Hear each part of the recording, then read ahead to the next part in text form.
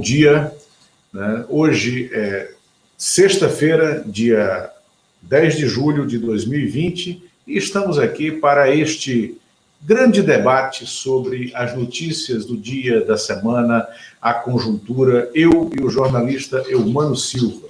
Bom dia, Eumano, como é que você está? Bom dia, Lula, bom dia a todos que estão nos acompanhando aqui. É uma satisfação poder ter às quartas e às sextas agora essa conversa aqui com o jornalista Luiz Costa Pinto, e pretendemos fazer aqui a conversa diária sobre os assuntos do dia, aproveitando aí a nossa memória, a nossa experiência para discutir aí os temas atuais. Muito obrigado a todos que estão nos acompanhando.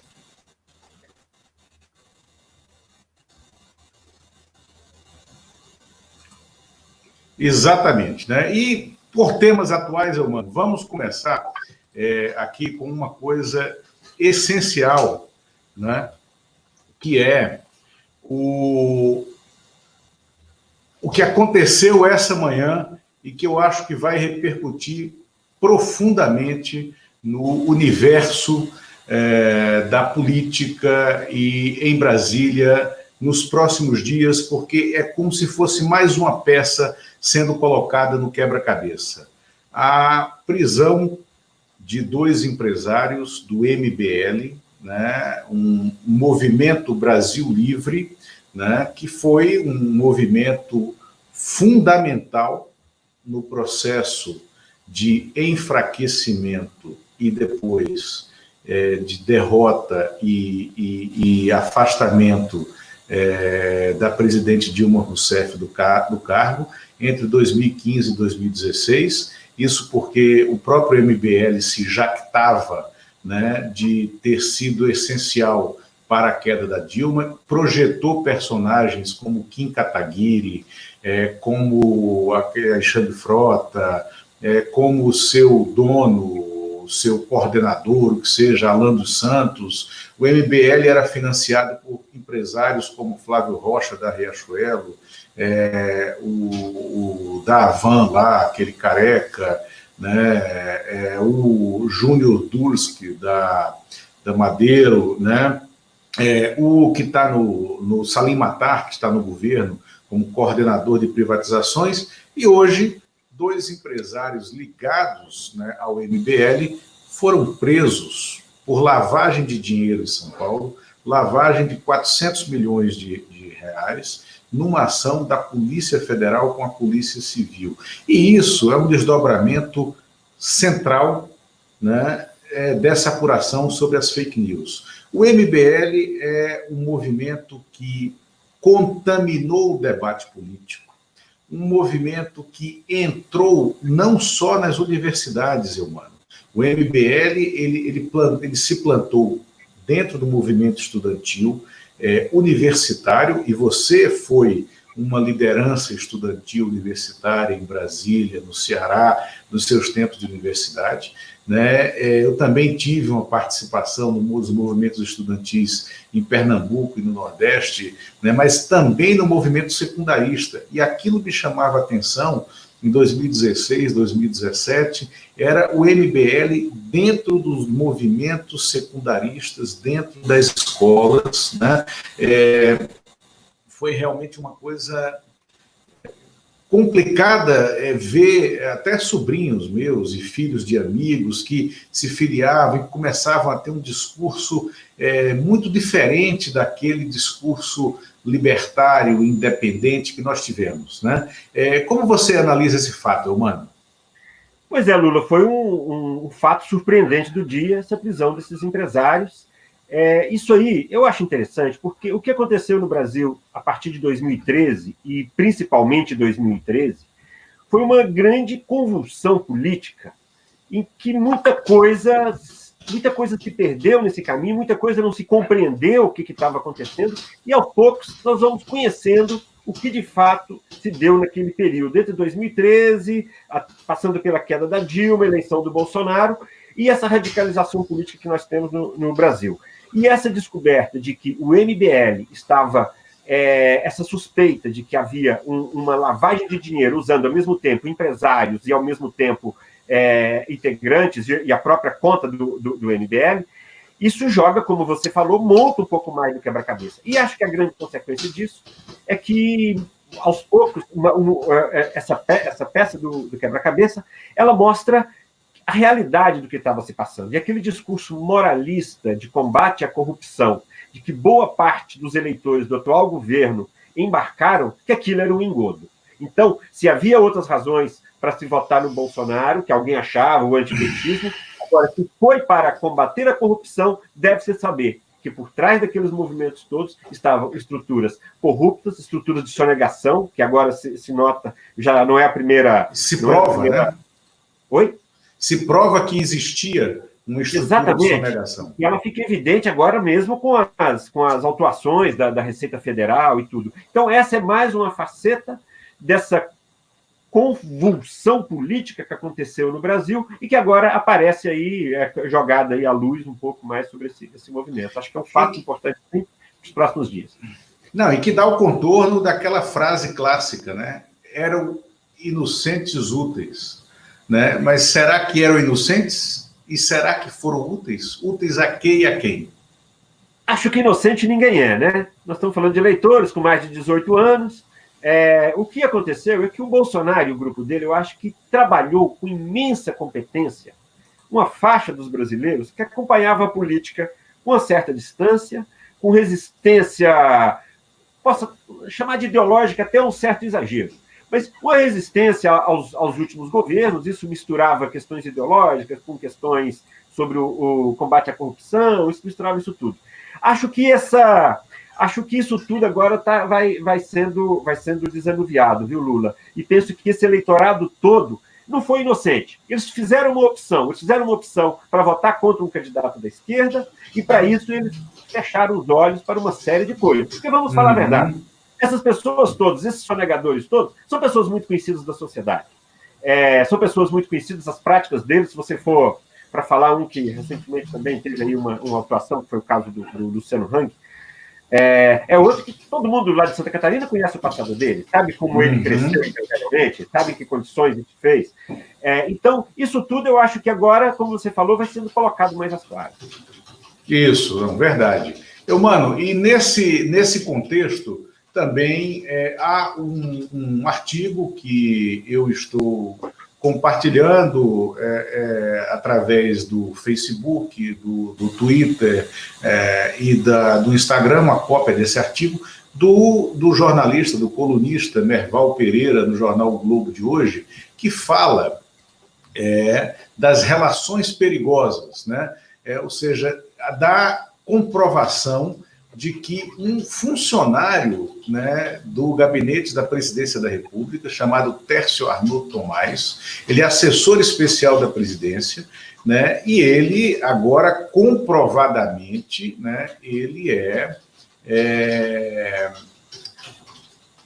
é comprovadamente um dos responsáveis pelo gabinete do ódio, pelas postagens contrárias, né, aos adversários do governo, pela criação de um canal ainda na campanha, na pré-campanha do Bolsonaro, chamado Bolsonaro News, um canal que foi muito utilizado para a disseminação de fake news, que foi muito utilizado para a construção desse personagem que venceu a eleição e que não bate com a realidade, que é o personagem Jair Bolsonaro, né? E o Merval, que é também um personagem contestado, alguns gostam, outros não gostam, alguns fazem mais observações, outros menos observações em relação a ele, mas o Merval escreve, particularmente hoje, essa coluna, me parece muito assentada em apurações. Ele tem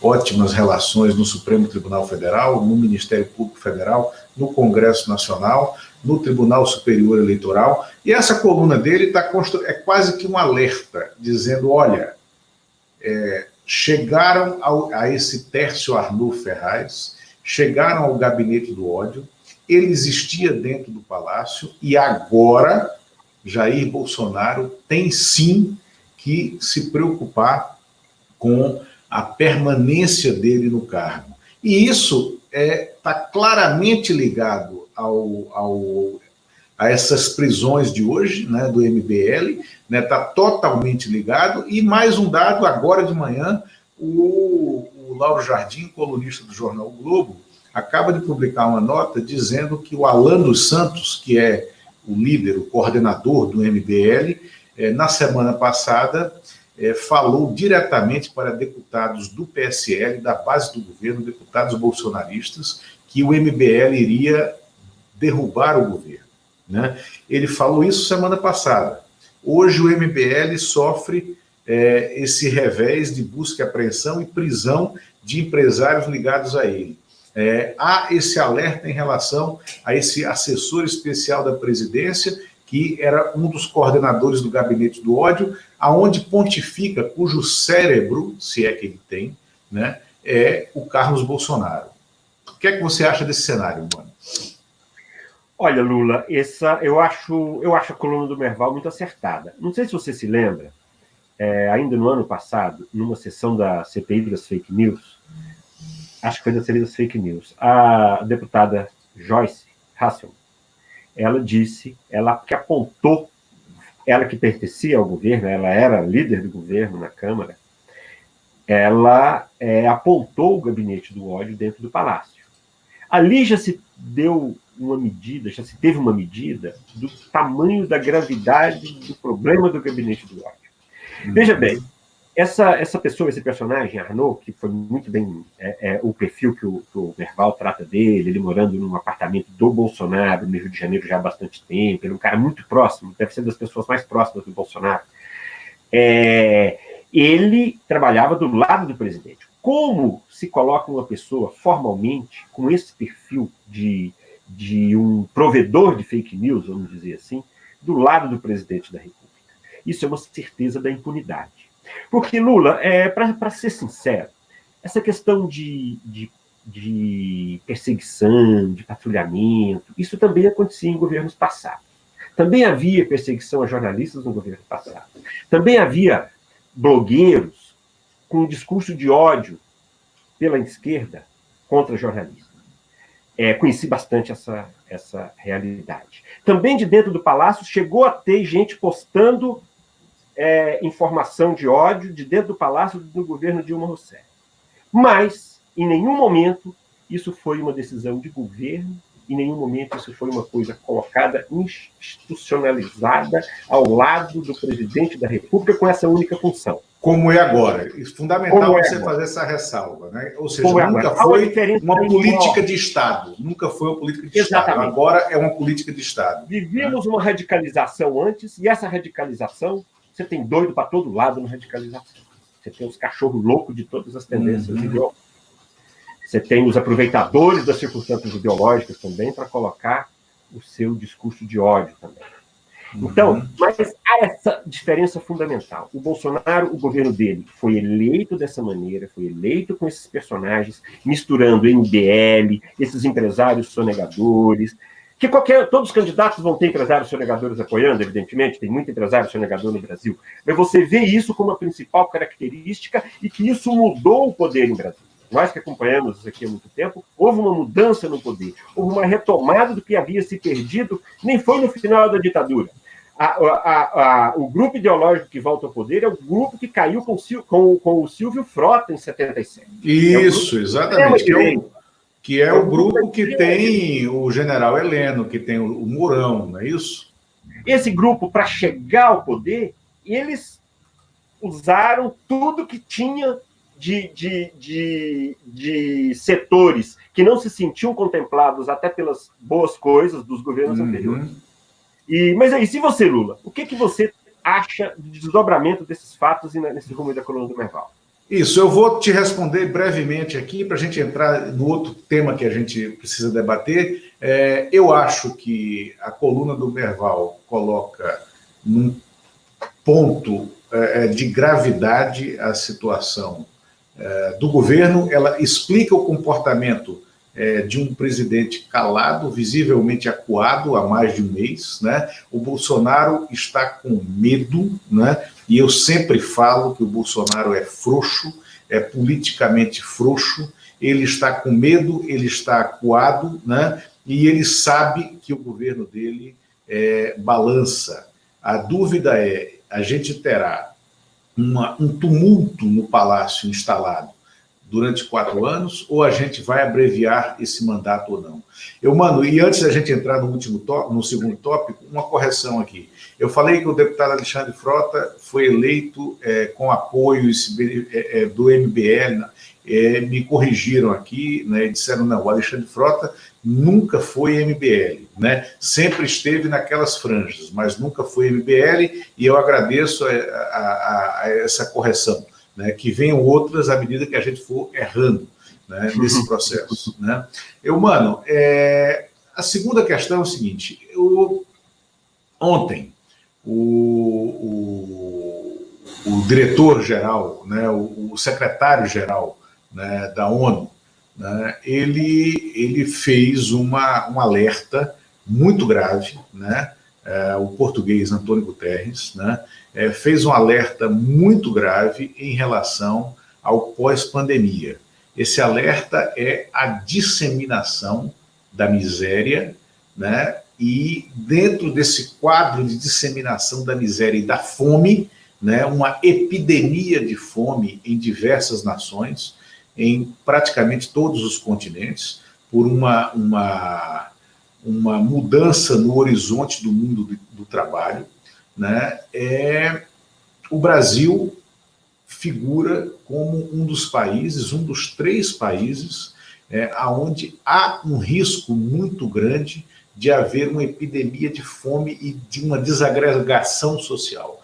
Isso, nós dois conversamos isso há muito tempo, nos nossos círculos isso já vem sendo falado, nas análises que você faz, que eu faço, a gente está falando isso, mas pela primeira vez a gente tem condição de discutir isso aqui diretamente. Além dessa questão, e porque isso influi no quadro político diretamente, ontem foi divulgada uma nova rodada da pesquisa Datapoder 360, aonde não há uma mudança, na verdade há uma estabilidade, né, em relação à desaprovação e à aprovação do governo Bolsonaro, né, o índice de ruim e péssimo, né, do governo continua em 47%, né? Quem acha que é ótimo bom está em 40%, ou seja, um país efetivamente dividido, né?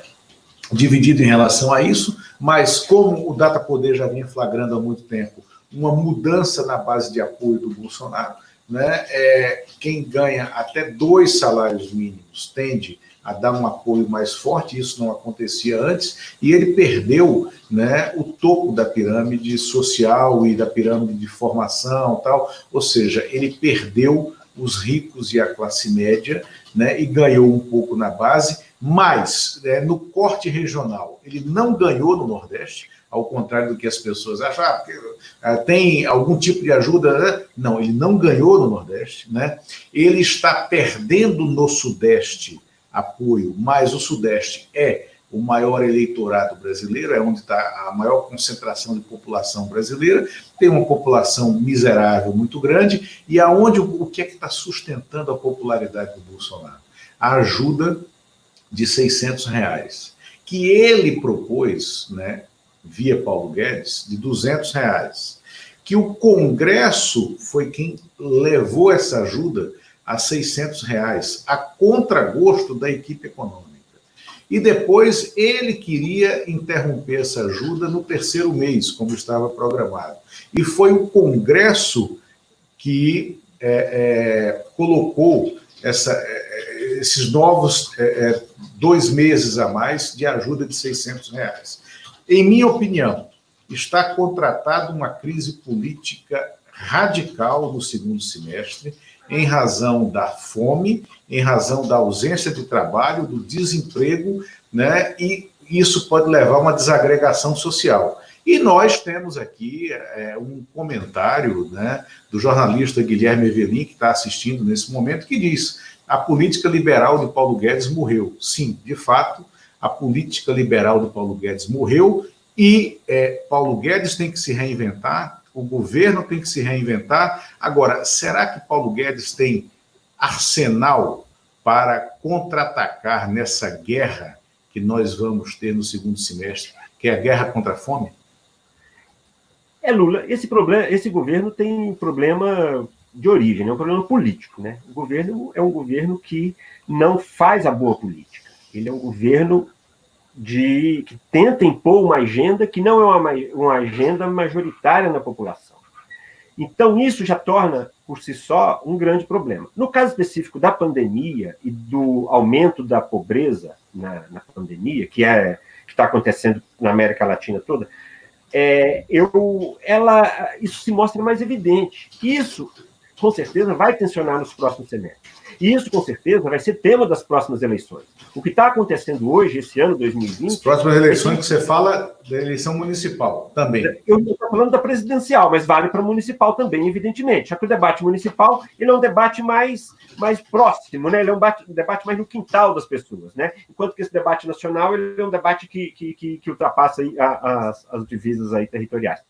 Então, o que eu acho, assim, eu tive o privilégio, sobre a América Latina, eu tive o privilégio de conhecer a América Latina razoavelmente bem, entre 2007 e 2008, eu fiz uma viagem junto com a minha companheira, nós viajamos por toda a América Latina, sem pegar avião, nós saímos de Brasília, fomos até Tijuana, no norte do México. Então, nós atravessamos todas as fronteiras, conhecemos... A pobreza da América Latina ela é uma coisa crônica. Você percebe ela em cada parada de ônibus, você percebe ela em cada ilha que você para, no Caribe, você percebe a pobreza latente, a pobreza crônica que ultrapassa. Se você tem uma pandemia que pega esse continente, esse subcontinente, com vários países com problemas políticos, com vários problemas de ataques à democracia, como aconteceu na Bolívia, mais diretamente, você tem situações em que a falta desse acordo interno político, desse bom senso, desse consenso político mínimo interno nos países, isso com certeza dificulta a tomada de medidas. Veja que as medidas que agora você fala, e o Data Poder 360 aponta isso muito bem, tem apontado como tem sido permanente esse apoio do Bolsonaro, se você pega que ele, para ter esse apoio, ele está usando são as pessoas que são beneficiadas pelos R$600, e que esses R$600, na verdade, foram colocados pela Câmara, foram colocados principalmente pela liderança do Rodrigo Maia e do Davi Alcolumbre. Se você tem isso, sim, então aí reforça o que a gente está falando desde o começo do programa, que o governo trabalha com fake news. O governo trabalha com realidades que não são palpáveis. Assim, esses R$600, se ele tem popularidade por isso, se ele mantém popularidade por causa disso, evidentemente nós sabemos que isso é falso. E concordando aí com a observação do colega Guilherme Velim, sim, o Paulo Guedes ele é um personagem absolutamente inadequado para esse momento do país. Talvez para outros também, mas para esse especialmente, que você tem que ter uma preocupação social, saber transformar esse momento de crise num momento para alavancar, para você tentar reduzir desigualdades, você tentar criar uma reação a isso, ele faz exatamente o contrário. Então, eu concordo com o Guilherme Velim, esse modelo do Paulo Guedes está falido.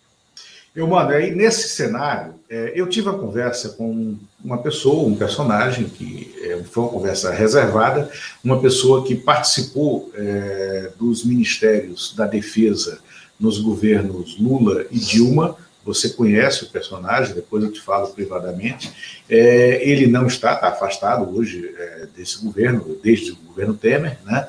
E ele pediu, né? Ele me abriu os olhos para uma coisa estratégica, uma visão estratégica sobre a América Latina. Disse, olha, hoje, qual é o grande problema ambiental, qual é o grande problema do mundo, além da pandemia, que espera-se é transitório e vai acabar ou vai ser reduzido com a vacina, mas ficarão, né, os temores, né, permanecerão os temores de novas pandemias que deverão acontecer, porque é natural que aconteçam.